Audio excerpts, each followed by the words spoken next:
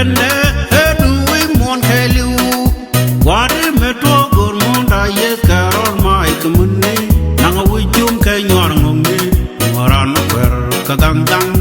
ran ye gogong dul wal nanga tiski ge bin nyai lara ma kor ge bin nyai pol wi lo tambal gai chirai ke israel choko nyo do to mai no je ni bom to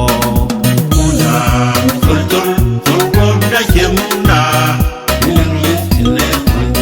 ye ni chana te de ke yam de yam lar ana chuga we don go jem fyo over one day te long ne roi krida jon ne we pa ye pa ni ye ka da wa ka mu la ye ni no da wa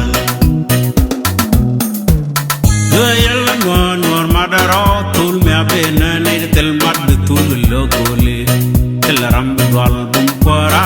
bum pare poline yembu kana bol kong munda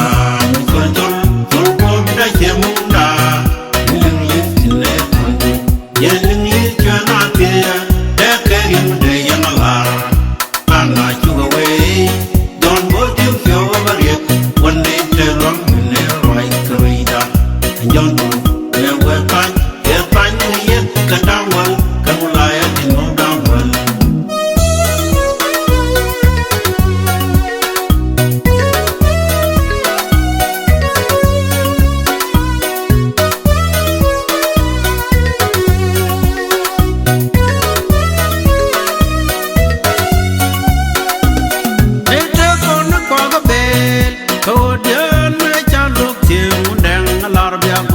chugo we sejen nei te wal bulongwane lo kan me kan ene mana kon gore anen ne adolat munda kultur kultur da chemunda ni yening chana te de ke yim de yamalar ana chugo we don go tim fyo bare one day te long ne roi krida jon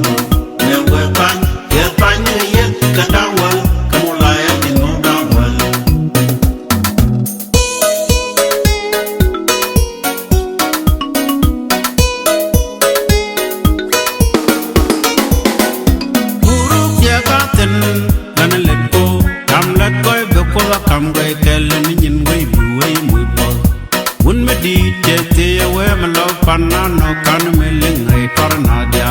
panane, can for a point. Try you always to share about man, there are no point. Me point me let it go, moon to done a me point, moon worry, below the table, moon go. Munda, kultur, kultur, da chemo. Yening chana te de ke yim de yamalar ana chuga we don go dim fyo bare one day te long ne roi krida jon ne we pa ni ye ka dawa ka mulaya ni no dawal munda kultur kultur da chemunda yening chana te